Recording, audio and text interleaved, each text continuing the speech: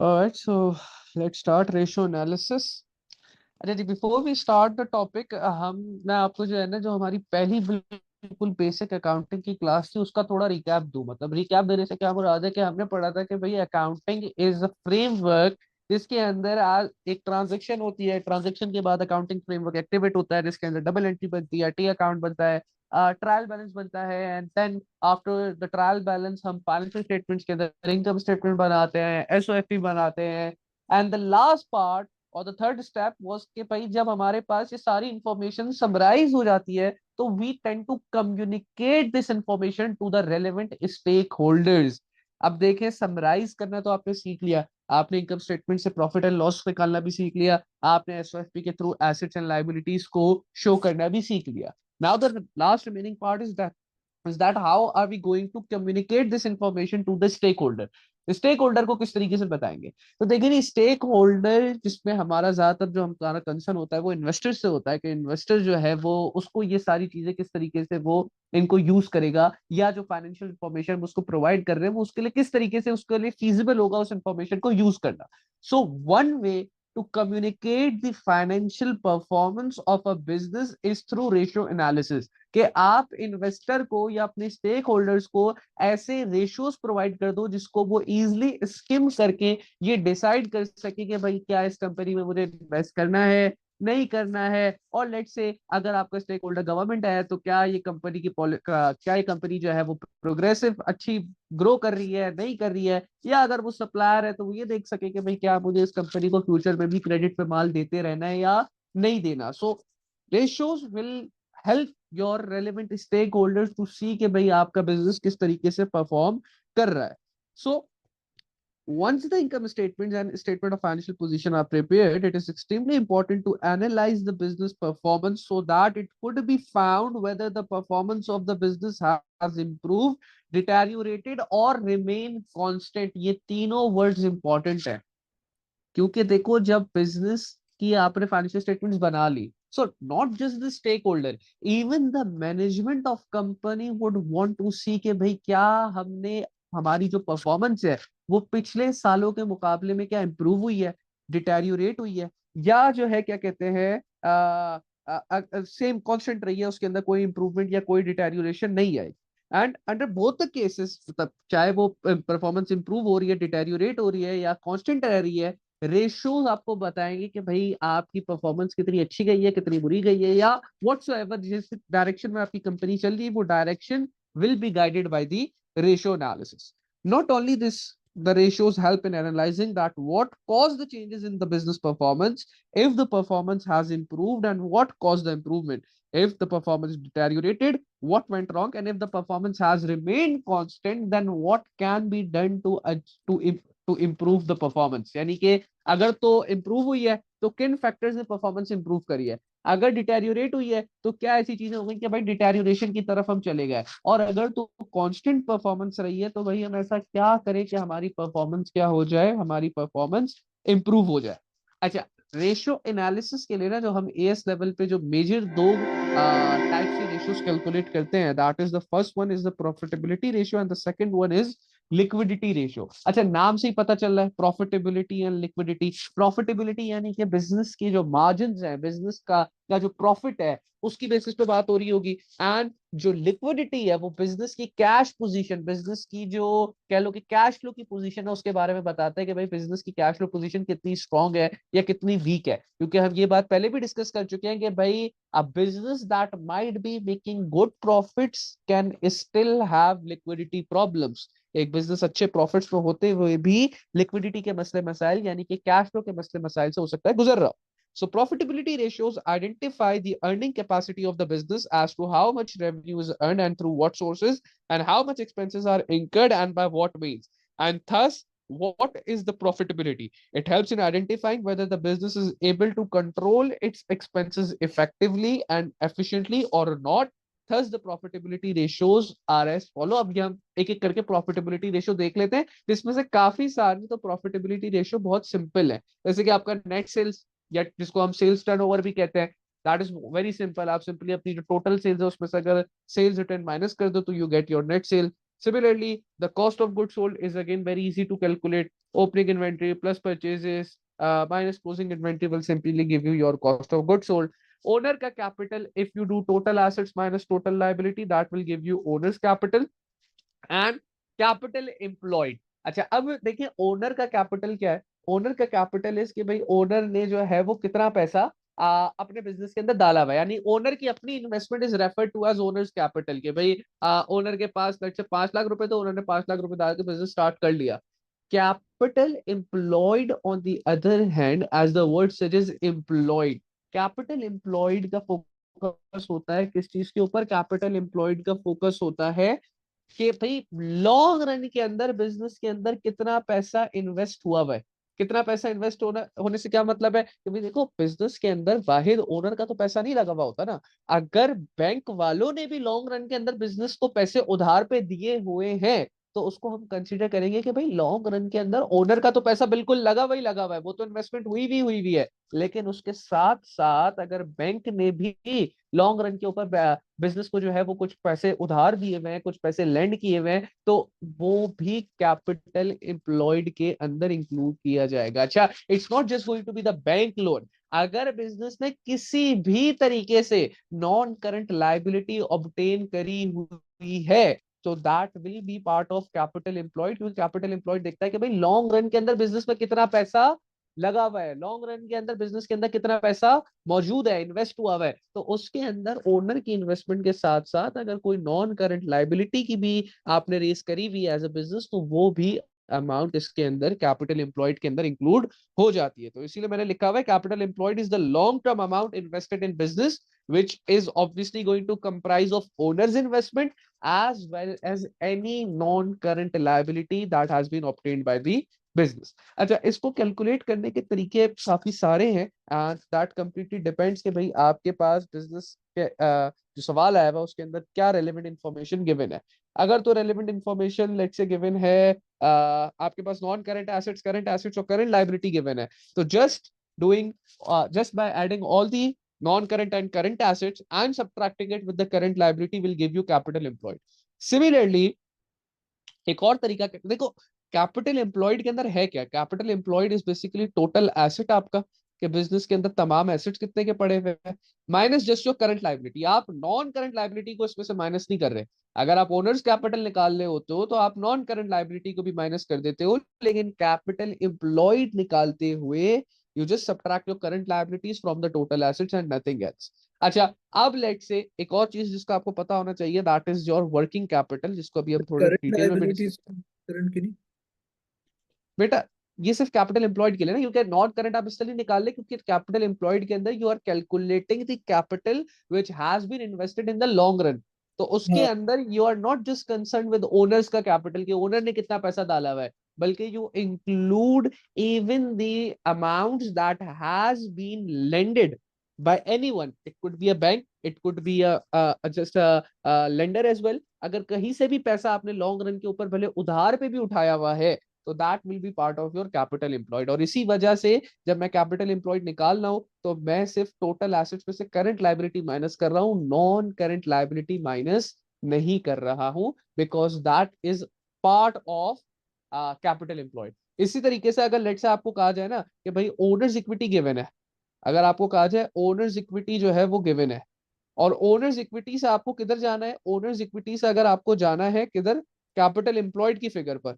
तो आप सिंपली क्या करोगे? आप बोलोगे यार ओनर्स इक्विटी यानी कि ओनर का अपना पैसा कितना लगा हुआ है। अगर इसी पैसे के अंदर नॉन करंट लाइबिलिटी को ऐड कर दूं, तो मेरे पास अगेन क्या निकल के आ जाएगा? मेरे पास अगेन कैपिटल एम्प्लॉयड निकल कर आ जाएगा।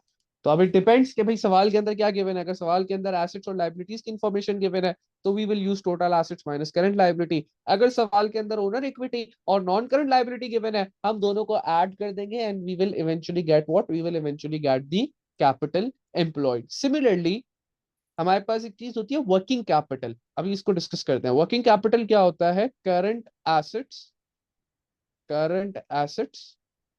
Minus current liabilities. ये क्या है आपका? ये वर्किंग कैपिटल है। ये बेसिकली बताता है, जिस तरह से कैपिटल एम्प्लॉयड आपको बताता है कि लॉन्ग रन में बिजनेस के अंदर कितना पैसा लगा हुआ है, वर्किंग कैपिटल बताता है कि आपको डे टू डे खर्चा चलाने के लिए कितना पैसा आपके पास अवेलेबल है।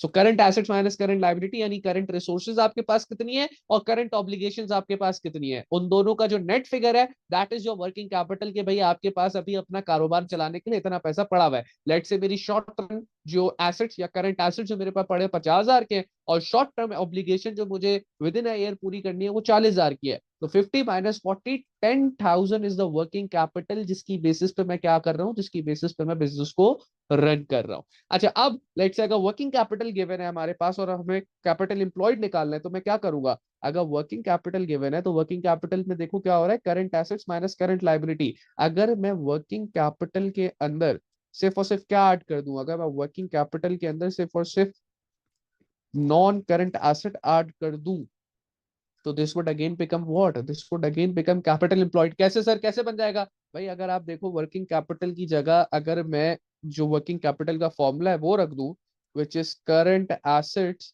माइनस करंट लाइबिलिटी, और मैं कह रहा हूं कि मैं उसके अंदर क्या ऐड करा रहा हूं, मैं उसके अंदर नॉन करंट एसेट ऐड करा रहा हूं, तो eventually this becomes the formula for capital employed. Is it so not? आप देखो current asset minus current liability था, मैं कह रहा हूं मैं इसके अंदर अगर सिर्फ और सिर्फ नॉन करंट एसिड ऐड करा दूं तो मेरे पास क्या आ जाएगा, I'll eventually end up getting the capital employed, क्योंकि capital employed का ये तो फॉर्मूला है, which is the total assets minus current liability। तो जब आपके पास करंट एसिड और नॉन करंट एसिड दोनों ऐड होके करंट लायबिलिटी से माइनस हो रहा है, that is again your capital employed. तो कैपिटल एम्प्लॉयड को याद रखने का बहुत सिंपल सा तरीका है, लॉन्ग रन के अंदर जो बिजनेस में प्लस पैसा लगा हुआ है दैट इज लाइबिलिटी भी होगा ना, क्या, प्लस नॉन करंट लाइबिलिटी भी होगा ना। क्या इसके इस फॉर्मूला के अंदर कह रहे हो? जी। नहीं, इसके अंदर क्यों होगा बेटा, इसके अंदर नहीं है ना, वही तो कैपिटल मैं आपसे एम्प्लॉयड फाइंड करने के लिए, क्या, कैपिटल एम्प्लॉयड फाइंड करने के लिए। कैपिटल एम्प्लॉयड फाइंड करने के लिए मैं वही तो बता रहा हूँ, इट डिपेंड्स कि आपके पास इंफॉर्मेशन क्या है। अगर आपके पास ओनर की इक्विटी गिवन है तो उसके अंदर आप simply non current liability add कर दोगे, you will get capital employed. सही लेकिन है। अगर आपके पास वर्किंग कैपिटल गिवन है, वर्किंग कैपिटल क्या है जनाब, वर्किंग कैपिटल है current assets minus current liability. तो इसके अंदर अब आप नॉन करंट लायबिलिटी को नहीं ऐड करोगे, बल्कि इसके अंदर आप नॉन करंट एसेट को ऐड करोगे। तो this will become what, current asset plus non current asset would become your total asset, और उसमें से आप करंट लायबिलिटी माइनस करा दो, तो ऊपर देखो मैंने कैपिटल एम्प्लॉयड का जो पहला फॉर्मूला लिखा था वो यही तो लिखा था, that is total assets minus current liability. Hmm.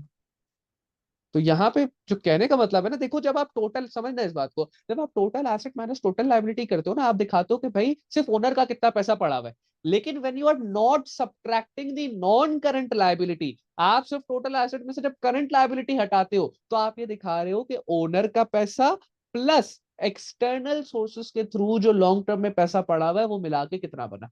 So that is the basic difference, total asset minus total liability, owner का पैसा, total asset minus just the current liability, long run में लगा हुआ टोटल पैसा बिजनेस के अंदर, जिसके अंदर एक्सटर्नल नॉन करंट लायबिलिटीज क्या हुई हुई है, इंक्लूड हुई हुई है।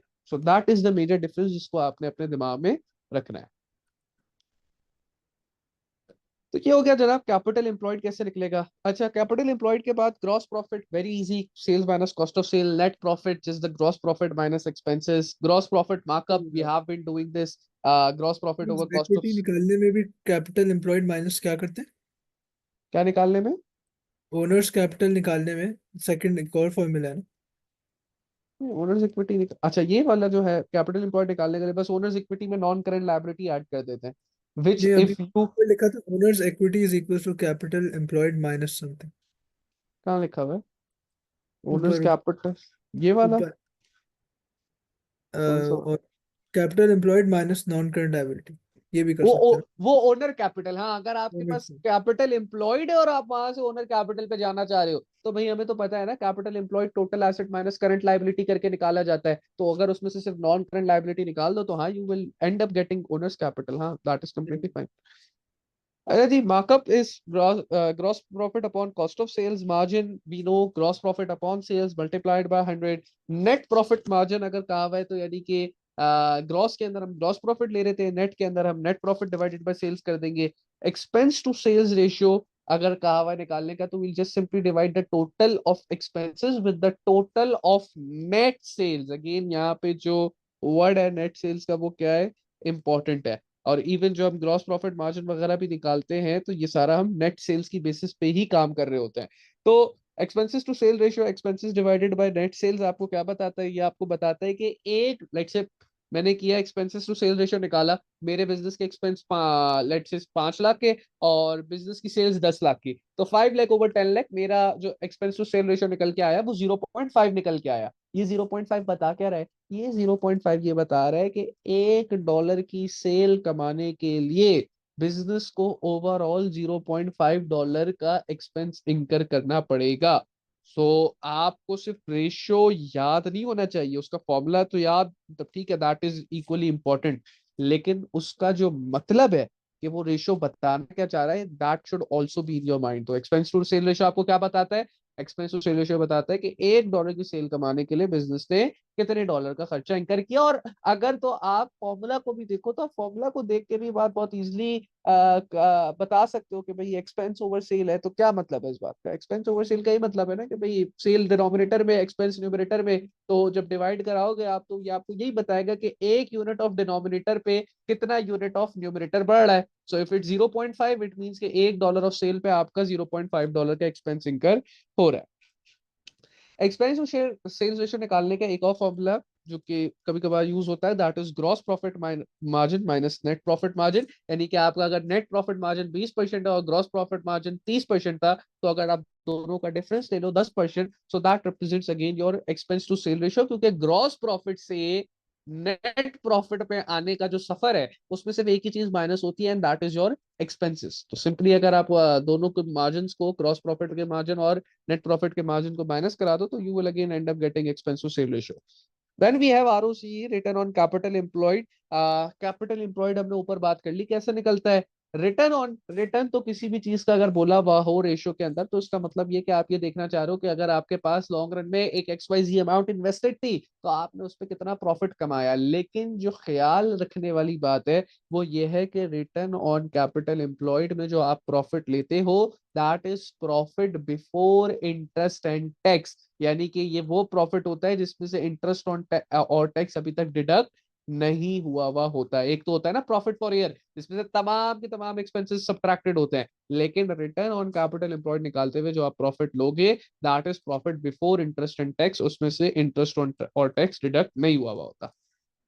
अच्छा, अगर तो आपके सारे जो प्रॉफिटेबिलिटी रेशियो है अगर आप इनको रियलाइज करो, तो अगर तो प्रॉफिटेबिलिटी लेट से आपका सेल्स टर्नओवर हो गया, आपका ओनर कैपिटल हो गया, कैपिटल आपका ग्रॉस प्रॉफिट हो गया, नेट प्रॉफिट हो गया, इवन आपके ये जो नेट प्रॉफिट मार्जिन है या क्या कहते हैं रिटर्न ऑन कैपिटल एम्प्लॉयड, अगर ये बढ़ रहा है तो दैट रिप्रेजेंट्स एन इंप्रूवमेंट। कि भाई मार्जिन बढ़ गया, इंप्रूवमेंट है, मार्कअप बढ़ गया, इंप्रूवमेंट है, नेट सेल्स बढ़ गई, इंप्रूवमेंट है, रिटर्न ऑन कैपिटल एम्प्लॉयड बढ़ गया, इंप्रूवमेंट है। लेकिन सिर्फ एक रेशियो ऐसा है जो अगर बढ़ रहा है ना तो वो इंप्रूवमेंट नहीं है, and that is the expense to sales ratio.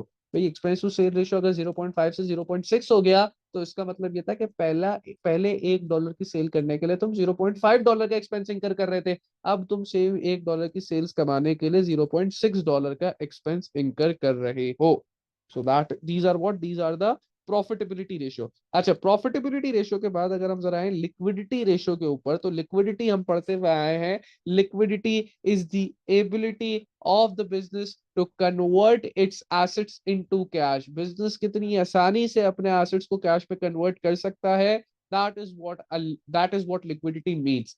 Liquidity ratio cash flow से रिलेटेड है, कैश फ्लो की चीजों को देखेगा कि भाई बिजनेस के पास अपने डे टू डे ऑपरेशंस चलाने के लिए क्या सफिशिएंट कैश अवेलेबल है भी या नहीं है, क्या वो अपने डे टू डे खर्चे पूरे कर सकता है, सप्लायर्स की पेमेंट कर सकता है, अपने जो एक्सपेंसेस हमको पूरा कर सकता है या नहीं कर सकता। तो लिक्विडिटी रेशियो के अंदर जो हमने सबसे पहली चीज पढ़ी थी वो हमने पढ़ी थी SOFP के अंदर। हमने पढ़ा था कि भाई जो करंट एसेट का सेक्शन होता है उसमें हम रिकॉर्ड करते हैं सबसे पहले क्लोजिंग इन्वेंट्री, फिर हम रिकॉर्ड करेंगे trade receivable, and at last we record the cash and cash equivalent.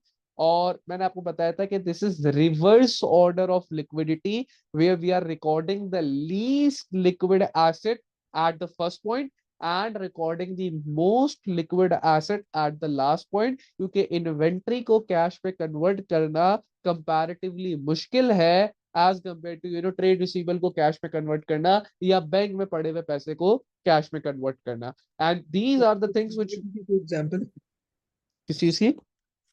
Cash equivalent.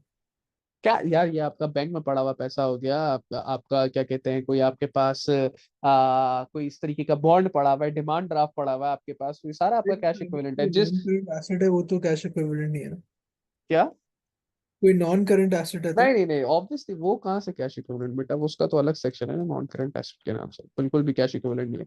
Cash सही इक्विवेलेंट है। हम उसको कहते हैं तो फॉरेन फॉरेन जिसको जो है ना हम क्या कन्वर्ट करा सके, जितना इजी बैंक से पैसे निकाल के लाना है वो आपके लिए उतना इजी अगर कोई और एसेट आपके पास पड़ा हुआ है, जैसे gold. Gold is like a cash equivalent, मतलब थोड़ा सा बस उसके अंदर ये मसला है कि कैश में भी जाके एटीएम से निकाल सकता हूँ, लेकिन गोल्ड अगर मैं बेच के कैश कराना चाहूँ तो मुझे सुबह तक का वेट करना है, बट दिस स्टिल मोर और लेस इक्विवेलेंट। सुबह मार्केट खुलेगी, मुझे कैश मिल जाएगा, कोई भी बंदा मार्केट किसी भी मार्केट में इजीली मुझे गोल्ड लेके वो कैश दे देगा, कोई मुझे मसला नहीं आएगा। सो लिक्विडिटी रेशियोज के अंदर हम कैश फ्लो को डिस्कस करेंगे। सबसे पहला जो लिक्विडिटी रेशियो है that is the working capital, जिसको हमने ऊपर भी डिस्कस भी कर लिया, that is current asset minus current liability. के शॉर्ट रन में मेरे बिजनेस को चलाने के लिए कितना पैसा चाहिए, that is the working capital. कि भाई इन्वेंट्री, ट्रेड रिसीवेबल और तमाम जो मेरी शॉर्ट रन की ऑब्लिगेशन है, अगर इन रिसोर्सेज में से उन ऑब्लिगेशन को माइनस कर दूं तो डे टू डे बेसिस पे बिजनेस चलाने के लिए जो पैसा चाहिए होता है उसको हम वर्किंग कैपिटल कहते हैं। और अगर तो आपके करंट एसेट करंट लाइबिलिटी से ज्यादा है तो हम कहते हैं नेट करंट एसेट है। और अगर किसी बिजनेस की खुदा ना खास्ता करंट लाइबिलिटी उसके करंट एसेट से ज्यादा हो जाए तो उसको हम नेट करंट लाइबिलिटी बोलते हैं, जो कि नेगेटिव वर्किंग कैपिटल को रिप्रेजेंट करती है। देन वर्किंग कैपिटल के बाद द वेरी कॉमन रेशियो जो कि पूछा जाता है सवालों के अंदर, that is the current ratio which is again very similar to working capital. Working capital में we were doing current asset minus current liability to see के हमें शॉर्ट रन में बिजनेस चलाने के लिए कितना पैसा चाहिए। करंट रेशियो के अंदर we are doing current asset over current liability, जो कि आपको ये बताता है अगेन।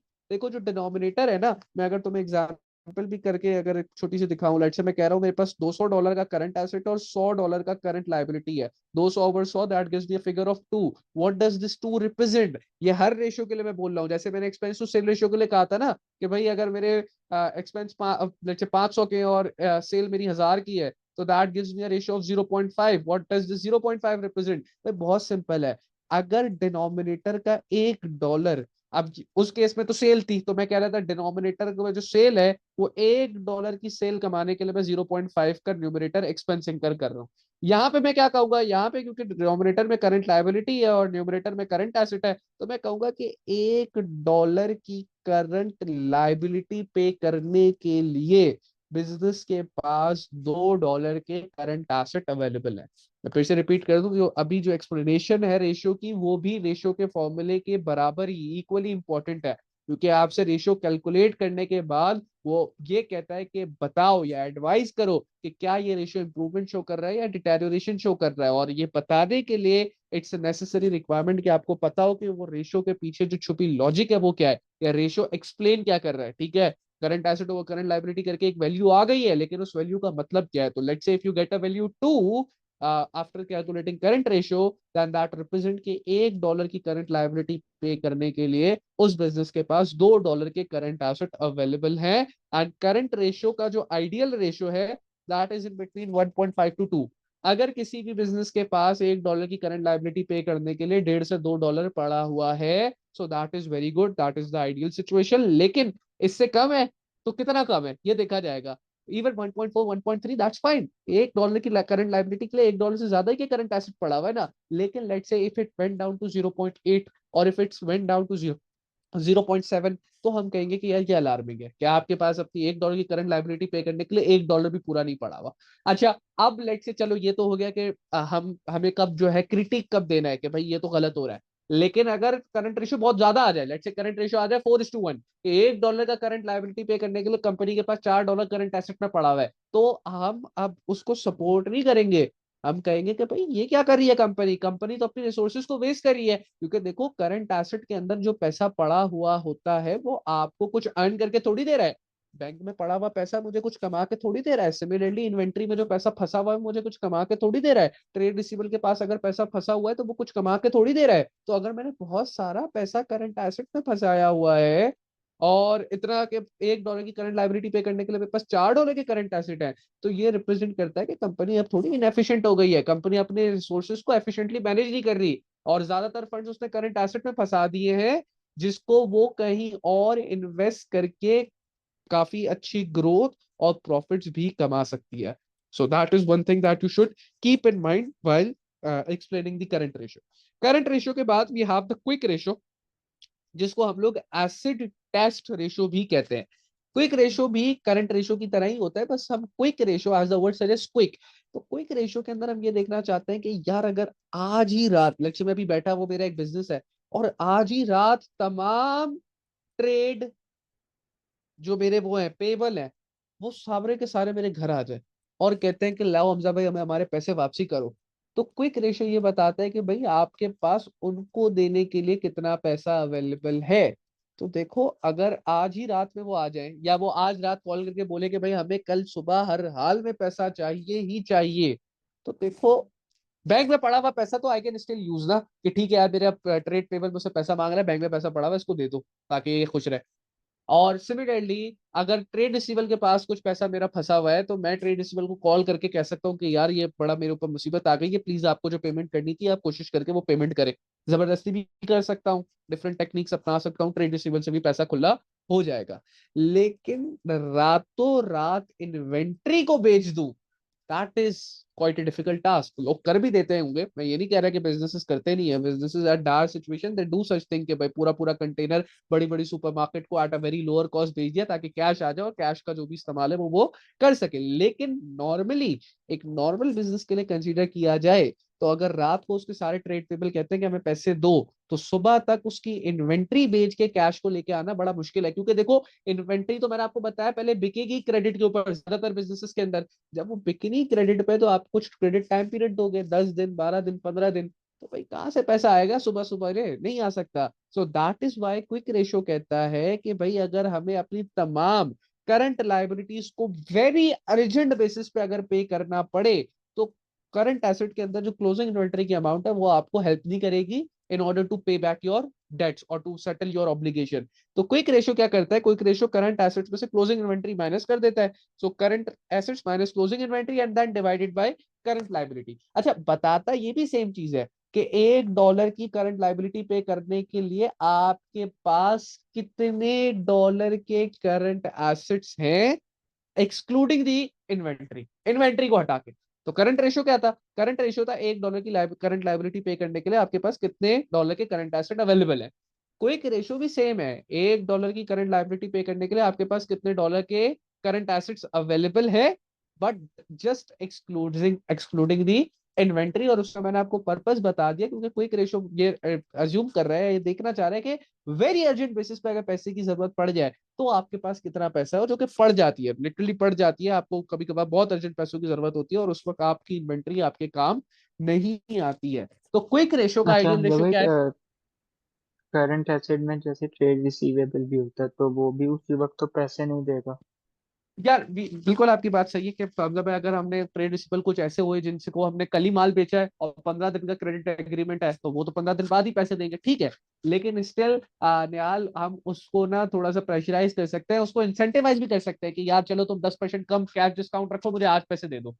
माइट बी पॉसिबल वो इंसेंटिवाइज हो जाए और पैसे दे दे, ठीक है. लेकिन किसी को माल बेचना is comparatively much more difficult. बात आपकी बिल्कुल सही है, मैं ये नहीं कह रहा कि वो देखो trade receivable is not as liquid as your cash and cash equivalent, उसके बारे में तो कोई डाउट नहीं है. लेकिन कंपैरेटिवली इन्वेंट्री के मुकाबले में फिर भी बहुत ज्यादा लिक्विड है. और आपको अगर अर्जेंट पैसे चाहिए हो तो आ भी जाते हैं. हाँ जाहिर सी बात है, या तो अब आप उसको इंसेंटिव दोगे या उसको डराओगे, दो ही ऑप्शन होते हैं ऐसी केसेस के अंदर जब आपके पास मजबूरी आती है. तो still it is comparatively liquid, तो हम कहते हैं कि भाई वो क्विक रेशियो के अंदर इंक्लूड किया जाएगा. ये क्विक जो रेशियो आइडियल रेशियो, निकाल सकते.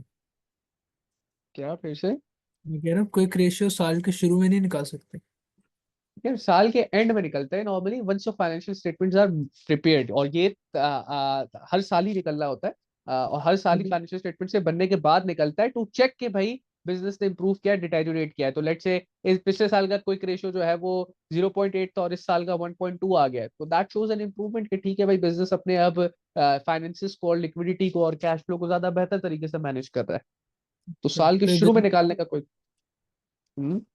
अपने रिकॉर्ड्स के लिए करता है.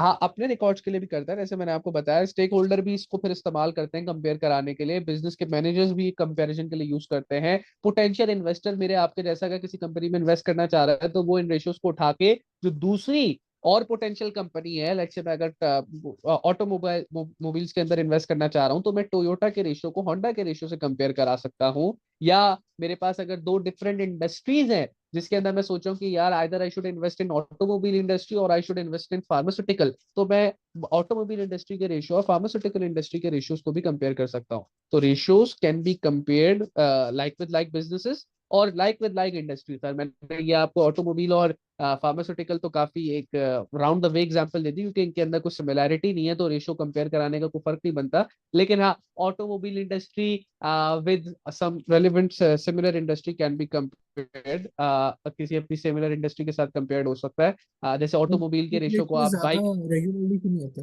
कैलकुलेट? क्या? क्विक रेशियो ज्यादा रेगुलरली कैलकुलेट क्यों नहीं होता? क्यों करना है ताकि पता चले रेगुलरली? कितना करीब है नहीं, आइडिया।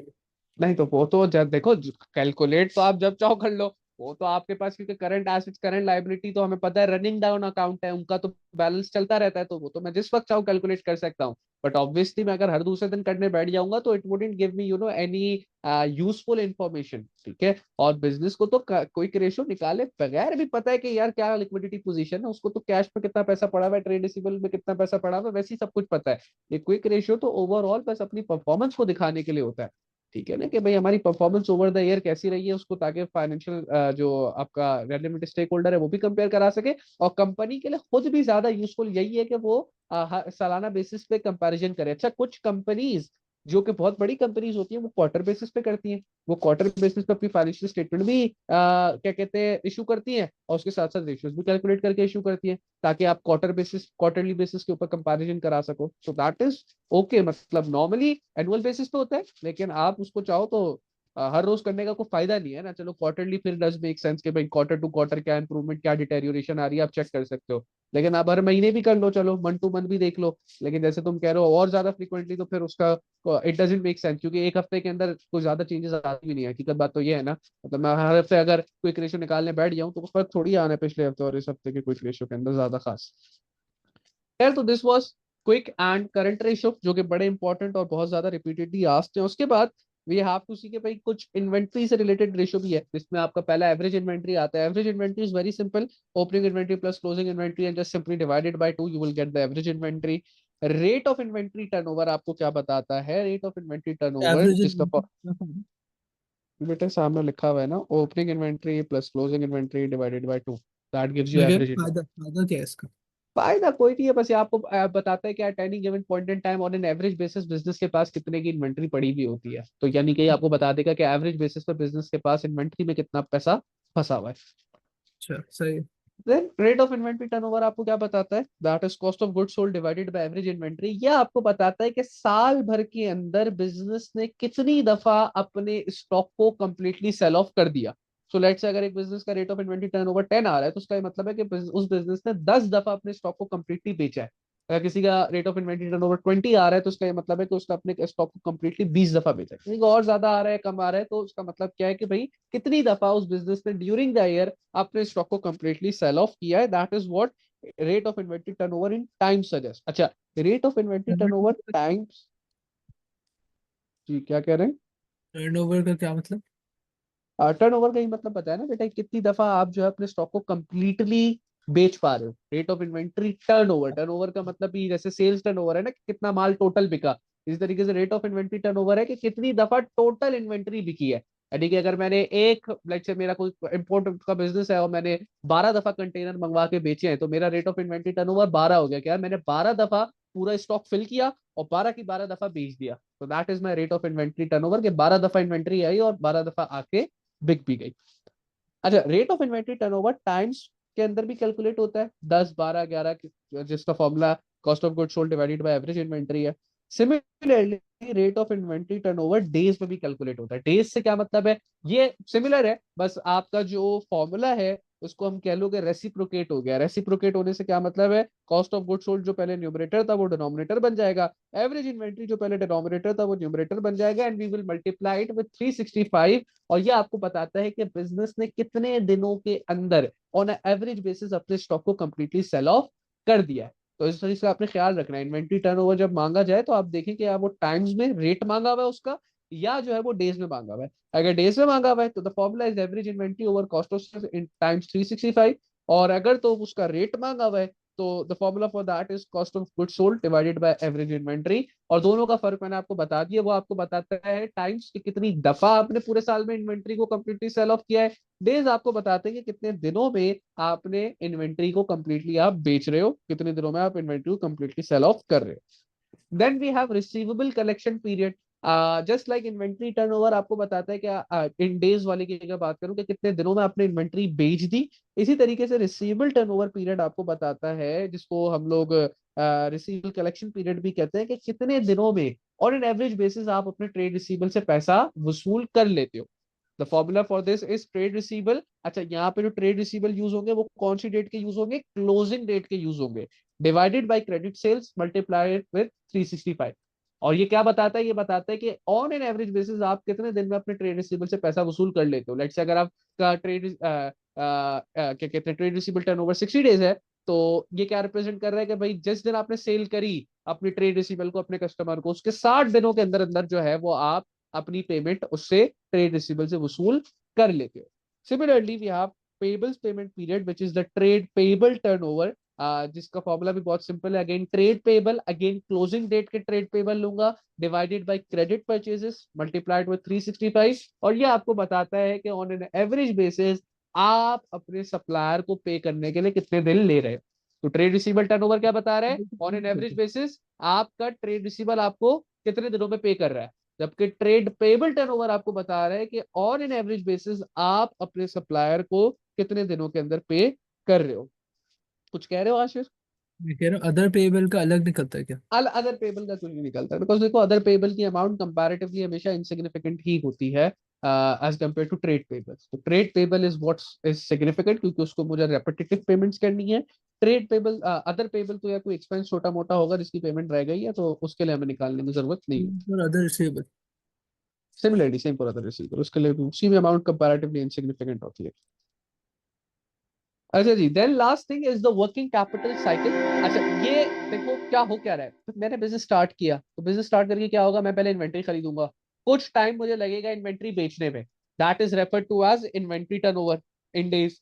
फिर जब मैंने इन्वेंट्री कंप्लीटली बेच दी, तो ज्यादातर इन्वेंट्री मैंने क्रेडिट पे बेची है, तो फिर मुझे कुछ टाइम लगेगा उस जो बेची हुई इन्वेंट्री उसको उसका पैसा रिसीव करने में from the trade receivable.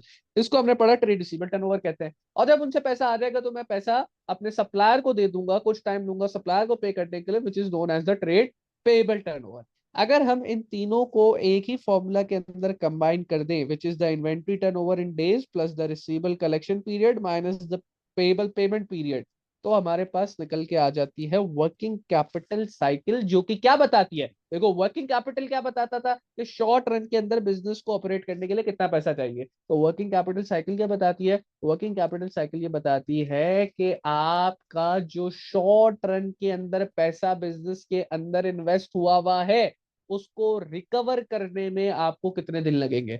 So let's say अगर एक बिजनेस की वर्किंग कैपिटल साइकिल 45 डेज की है, तो इसका मतलब ये कि मैंने आज जो शॉर्ट रन में बिजनेस चलाने के लिए 50,000 डाला है, वो मुझे अगले 45 दिन बाद घूम के वापसी मिलेगा।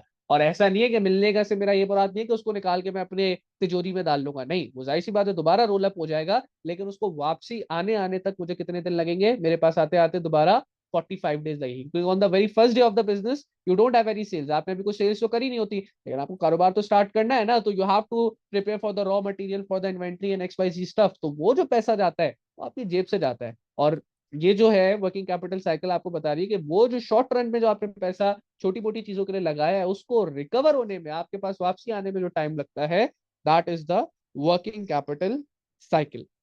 The shorter it is, the better it is considered for the working capital cycle, के भाई जिस बिजनेस की वर्किंग कैपिटल साइकिल जितनी छोटी हो वो कहते हैं कि भाई उतना बेहतर है, क्योंकि आपका पैसा आपके पास जितना जल्दी घूम फिर के आ रहा है उतना आपके लिए आप क्या कंसीडर करोगे, बेहतर कंसीडर करोगे, बिकॉज रिस्क कम हो जाएगा ना।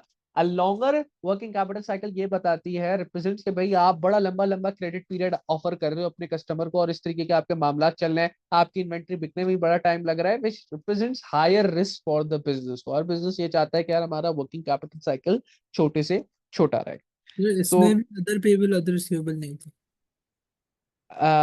बिल्कुल बिल्कुल, इसके अंदर तो हम simply inventory turnover in days plus receivable collection period minus payable payment period कर रहे हैं, तो उसके अंदर कोई अदर रिसीवेबल अदर पेबल का कोई काम नहीं।